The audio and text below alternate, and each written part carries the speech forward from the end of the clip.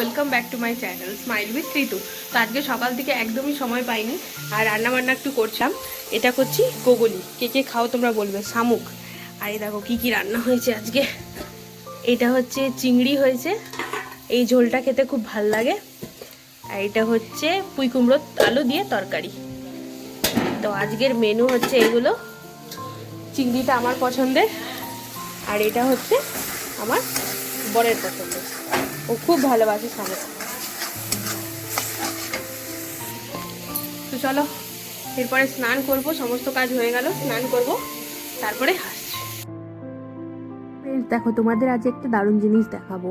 হয়তো অনেকে তোমরা জানো, কিন্তু আমি কিন্তু এর আগে জানতাম না, নতুন দেখেছি। মা বানায়, মানে শাশুড়ি মা। অ্যাকচুয়ালি নারকেল তেল ঘরেই বানানো যায় খুব সহজেই। তো নারকেলগুলোকে প্রথমে কি করেছে, ভালো করে ফাটিয়ে নিয়ে ওটাকে কুচি কুচি করে আর মিক্সার গ্রাইন্ডারে পিষে নিয়েছে। তো তার ফলে ওটা গুঁড়ি গুঁড়ি হয়ে গেছে।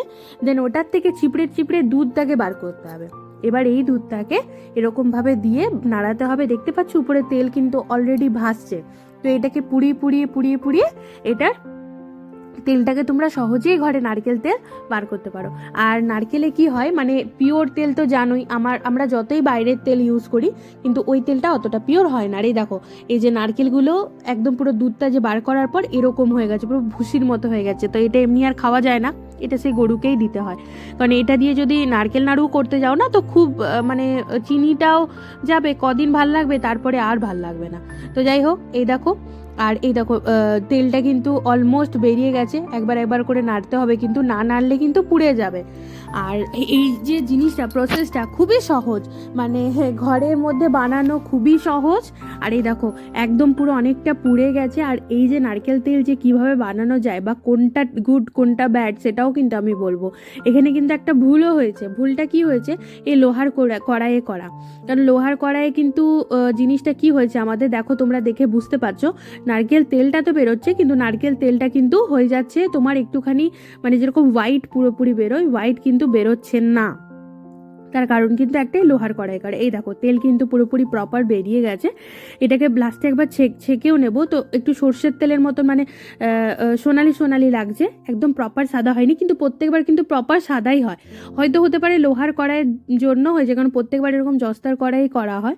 তো যাই হোক, মানে প্রসেসটা এটাই, তোমাদের যখনই করবে জস্তার কড়াই করবে। আর লাস্টে একটুখানি ছিল, মানে এতটা পরিমাণ গরম ছিল তো চিপড়ানো যাচ্ছিল না। তো এই লাস্টের এইটুকুটাও একটুখানি বললাম যে ঘেটে দাও, যদি থেকেও আরেকটু বেরোয়। তো এই হচ্ছে ব্যাপার। আজকে তোমাদেরকে প্রপার দেখালাম যে কিভাবে নারকেল তেল তোমরা ঘরেই একদম আসানিতে করতে পারো। অনেকে এরকম হয় না, নারকেল খেতে ভালোবাসে না, কিন্তু ঘরে নারকেল পড়ে থাকে, তো সেই নারকেলগুলো থেকে থেকে নষ্ট হয়। তো তোমরা খুব সহজেই কিন্তু এটা বানিয়ে নিতে পারো। আর মিক্সার গ্রাইন্ডার থাকলে তো কোনো অসুবিধা নেই। আর যাদের মিক্সার গ্রাইন্ডার নেই তারা একটুখানি থেতো করে নিতে পারো। ওই যে থেতো করার যেগুলো থাকে না আপনার, তো থেতো করে নিলে কি হবে, মানে মেন হচ্ছে তোমার দুধটা নিয়ে কাজ। তো এরকমই একটা, যে দেখতে পাচ্ছ একদমই ট্রান্সপারেন্ট সুতির কাপড়, তো ওই সুতির কাপড়টাকে দিয়েই তোমাকে এরকমভাবে চিপড়ে চিপড়ে প্রথমে দুধটাকে বার করতে হবে। তো দুধটা যখন বেরিয়ে যাবে, ওই দুধটাকে ভালো করে নাড়তে নাড়তে নাড়তে নাড়তে ওই তেলটা উপর থেকে ভেসে উঠবে। নিয়ে এই যে তেলটাকে ছেঁকে নিয়ে বাকি যে পোর্শনটা থাকবে এটাকে এরকমভাবে চিপলে কিন্তু এটার থেকে কিন্তু এখন অনেকটা তেল বেরোবে। তো আমরা কিন্তু প্রপার এনেছিলাম হচ্ছে 10টা নারকেল। 10টা নারকেলের মধ্যে কিন্তু 2-4টে আমাদের নষ্টও বেরিয়েছিল, সেজন্য তেলটা অনেকটা কম হলো। যদি সব নারকেলগুলো থাকতো তাহলে মোটামুটি অনেকটাই তেল বেরিয়ে যায়, একটা কৌটো, ছোটো কৌটোর একটা ভর্তি তেল বেরিয়ে যায়। আর ঘরের নারকেল তেল তো তোমরা এটাকে চুলে লাগাতে পারো, হাতে পায়ে লাগাতে পারো। মুখের জন্য খুব ভালো নারকেল তেল, যাদের পিম্পলস থাকে, পিম্পলসের দাগ থাকে বা অন্য কোনো হয়তো দাগ থাকে, তো এরকম নারকেল তেল যদি তোমরা প্রত্যেকদিন রাত্রেবেলাতে লাগিয়ে শুতে পারো না, তো এটা স্কিনের জন্য খুব ভালো নারকেল তেল। তো যাই হোক, তোমাদের আজকে বলবে যে কেমন লাগলো। তো যারা যারা জানো তারা তো অবশ্যই জানো, মানে যারা জানো না তাদের জন্য এটা খুবই হেল্পফুল, কারণ এটাকে তোমরা ঘরে সহজেই বানাতে পারবে। অনেকেই জানে না এটা কেমনভাবে বানাতে হয়, ইউটিউব তো আছেই বলার জন্য। তো তাও আমিও তোমাদের আরেকবার বলে দিলাম, যারা যারা এখনও পর্যন্ত বানাওনি, খুব সহজেই তোমরা ঘরে নারকেল তেল বানাতে পারবে। আর এই দুধটা দিয়ে মানে এই দুধটা বার করার প্রসেসটাও বলে দিলাম, যে ভালো করে মিক্সার গ্রাইন্ডারে পিষে নিলে আর ওইটা একদম চিপে চিপে দুধটা বেরিয়ে যাবে। দুধটা দিয়েও অনেক রকম রান্না হয়, চিংড়ি মাছের মালাইকারি ঠালাইকারি, অনেক কিছু দুধ, নারকেলের দুধ দিয়ে রান্না হয়। তো দেখো লাস্টে যেটা ছিল না, একটু একটু গুঁড়োটা পড়েছিল, তো ওইটাকেও আমরা একটুখানি ছেঁকে নিলাম। তো ছেঁকে নেওয়াতে কি হলো যে তোমার সুন্দরভাবে সবটা বেরিয়ে গেল। আর দেখতেই পাচ্ছ তেলটার কালারটা কিন্তু একটুখানি কালচে কালচে হয়েছে, তার কারণ ওইটাই, ওই যে লোহার কড়াইয়ে করা হয়েছে। তো লোহার কড়াইয়ে করানোর জন্যই মানে তেলটা একটুখানি কালচে কালচে হয়েছে। বাট তোমার এটা নারকেলেরই তেল, একটু পুড়ে গেছিলো, নাহলে এটা কিন্তু একদমই হোয়াইট বেরোয়। তোমাদেরকে দেখাবো, আমি আগের একটা নারকেল তেল আছে আমার কাছে যেটা কিন্তু একেবারেই হোয়াইট। তো অবশ্যই তোমরা কিন্তু বলো আজকে নারকেল তেল বানানোটা কেমন লাগলো।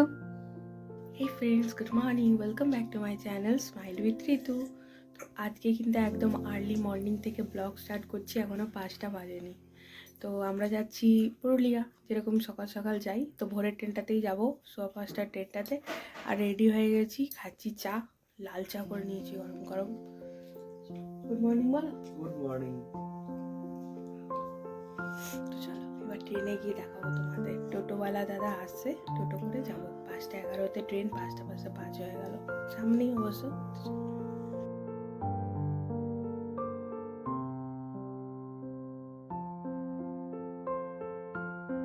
আমরা কিন্তু সকাল সকাল স্টেশনে চলে এসেছি, এখনও ট্রেন ঢোকেনি, এখনও ট্রেন ঢুকতে একটুখানি সময় আছে।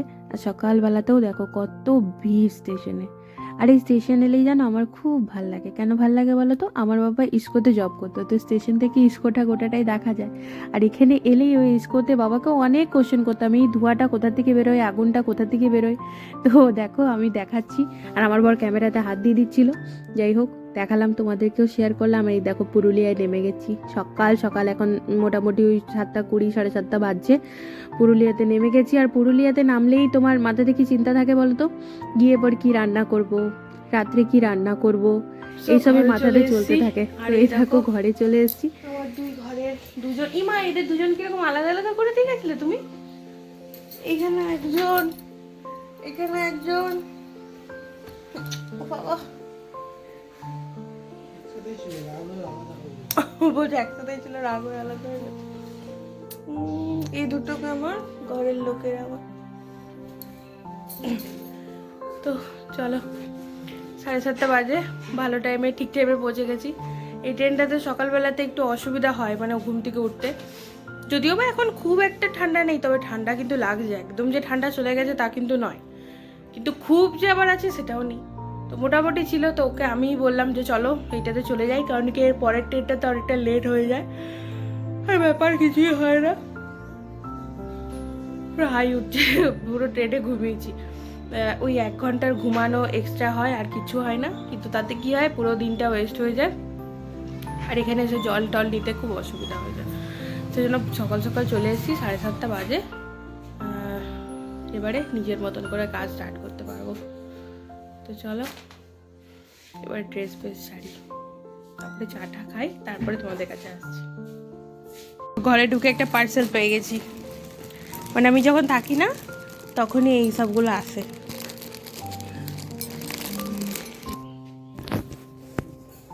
দেখাই তোমাদেরও।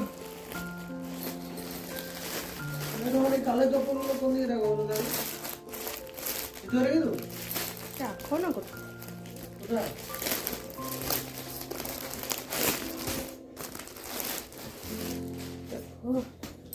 এই কুর্তিটা এসছে, কুর্তিটা এসছে।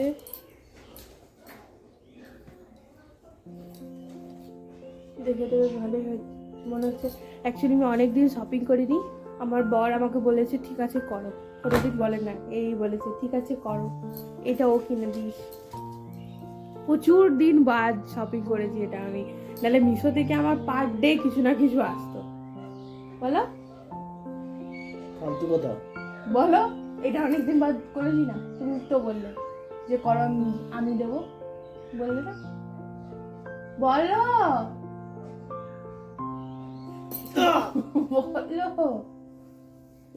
বলো। তুমিই তো দিয়েছো অনলাইন, তুমি তো পেমেন্ট করলে। ওই যে আমরা ধানবাদে ছিলাম, আমি পেমেন্ট করেছি। হ্যাঁ আমি জানি না। তুমি লিট্টি খেতে খেতে করলে না, ভুলে যাই, ব্রেনলিয়া খায়নি ছোটবেলায়। তো চলো দেখি, মনে হচ্ছে সাইজটা বড় হচ্ছে অল্প, করে দেখি। জল আনা কমপ্লিট অ্যান্ড গ্রিন টি বানিয়ে নিলাম। এইখানে এসে না রুটিনগুলো সব কিছু ঠিকঠাক হয়। আর যখন বানপুরে থাকি না সব রুটিন গোলমাল হয়ে যায়। আর আমার এখানে একটা রুটিন থাকে যে আমি এটার পর এটা খাবো, মানে এরকমভাবে চলবে, প্ল্যানিং থাকে একটা। বাট ওখানে সমস্ত কিছু গড়বড় হয়ে যায়। তো যাই হোক, মাঝে মাঝে একটু গড়বড় হলেও ভালো লাগে, সবাই মিলে একসাথে থাকা হয়, তাই না? তো চলো এবার গ্রিন টিটা খেয়ে নিই, তারপরে ঘরের সমস্ত কাজ আছে। জল আনা হলো, রান্নাঘর পরিষ্কার হলো, মোছা টোছা হয়ে গেল। আর এরপরে নাস্তা বানাবো, ঘর মোছা আছে, স্নান করা আছে, পুজো দেওয়া আছে, সবই আছে। চাটাকে খেয়ে নিই তৃপ্তি করে। হ্যালো, চা খাওয়া কমপ্লিট। এবার ঘরের কাজ বাজ শুরু। এবার ঘর মুছতে হবে, ঘর ঝাড় দিতে হবে, রান্না করতে হবে, পুজো দিতে হবে, অনেক কাজ। এখানে আসা মানে এটা আমার সংসার, গোটাগুটি এত কাজ আমাকে করতে হয়। তো এবার 1 বাই 1 করে করব। যতক্ষণ না সব কাজ হবে ততক্ষণ শান্তিতে রিল্যাক্সভাবে বসতেও পারবো না। তো যাই হোক, আমি একটার পর একটা করতে থাকি। ভিডিওটা কাল থেকে স্টার্ট করেছিলাম। যদি ভালো লেগে থাকে please like, comment, share and subscribe my channel. আর নারকেল তেলটা কেমন লাগলো বানালো এটা কিন্তু আমাকে অবশ্যই তোমরা জানাবে।